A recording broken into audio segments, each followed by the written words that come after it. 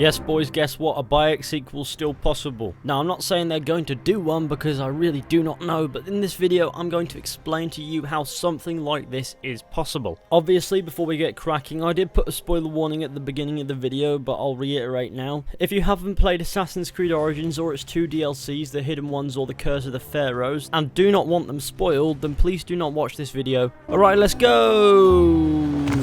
Fuck.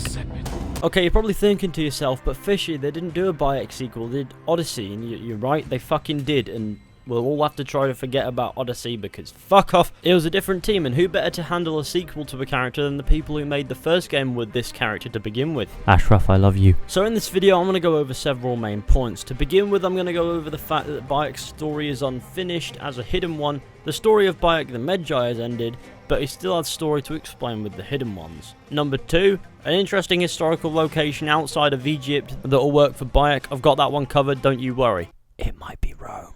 3, Bayek's age at the time, and 4, the logical sense of having a Bayek sequel. So there's plenty of rambling to be getting on with, so why don't we just get into our first point, which is Bayek's story is unfinished. The Hidden Ones and the main story sure did feel conclusive in their own ways, but the final expansion, The Curse of the Pharaohs, came out, which is canonically set after the Hidden Ones, and the Curse of the Pharaohs ending was 100% bait for something. Allow me to explain. The final cutscene of the DLC's main story shows Bayek giving a piece of Eden to the character known as Sutek, who, after exploring the open world afterwards, you can actually discover his body at a snake's den. No. Is this Sutek? He deserved more than this fate. And the relic is gone. I pray to Amun he hid it well.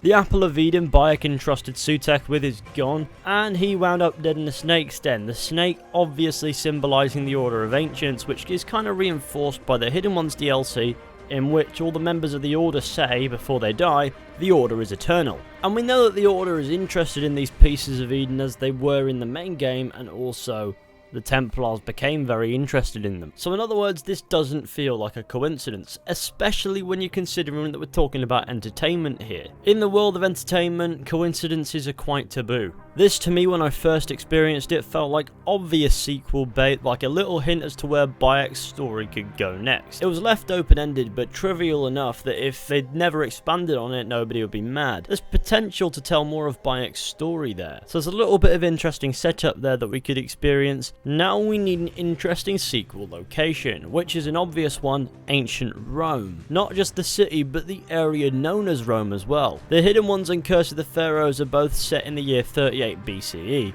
By this time, the Roman Republic was in its dying days. Gaius Octavius Thurinus, later known as Augustus, great-nephew and adopted son of Julius Caesar, was kicking up mad stink in Rome, which resulted in the birth of the Roman Empire in 27 BCE. Thanks to conversations with Amenet we can have in the Hidden Ones expansion, we know that Augustus was the leader of the Order of the Ancients at one point, and thus that makes him an enemy to Bayek, Amenet and the Hidden Ones overall. In the year 14 CE, Augustus died at the age of 75 of natural causes, though there were unconfirmed rumours that he was poisoned by his wife. What if it wasn't his wife, but a hidden one who poisoned him? Interesting story for the lore. However, by the 14th year of the Common Era, Bayek would 100% be dead. Though they did set up life-prolonging technology from the first civilization in Assassin's Creed Odyssey, but it's a dumb idea, it just goes against Bayek's character.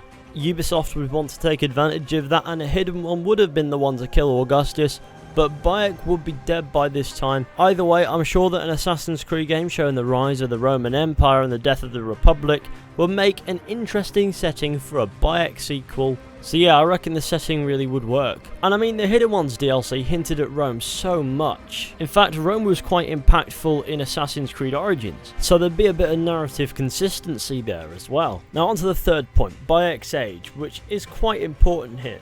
Bayek was born in the year 85 BCE, which places him at the age of 38 when the Hidden Ones were founded, and 47 during the events of the Hidden Ones and Curse of the Pharaohs expansions. The Roman Empire was founded in 27 BCE, which is 11 years afterwards, making Bayek 58 by this time, which isn't too much older than Ezio during his Revelations story. Life expectancy, when taken into consideration, is affected negatively mostly due to child mortality rates and so on, so when considering an adult's life expectancy, Bayek wouldn't be freakishly old, so I'd say that Bayek would be just the right age for a Revelations-esque story of his own.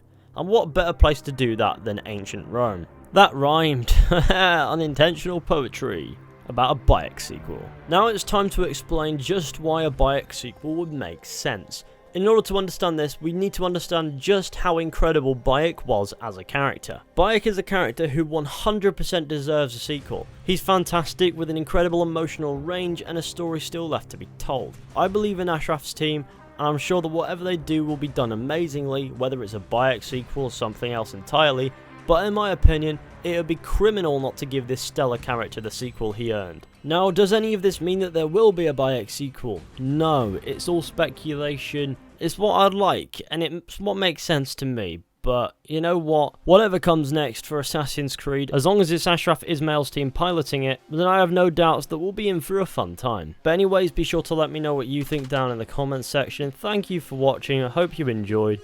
Be sure to go ahead, leave a like, subscribe, share the channel with your friends and all that wonderful stuff. Be sure to go ahead and follow me on Twitter as well, I would really appreciate that. And I'll see you all very soon with another video at some point.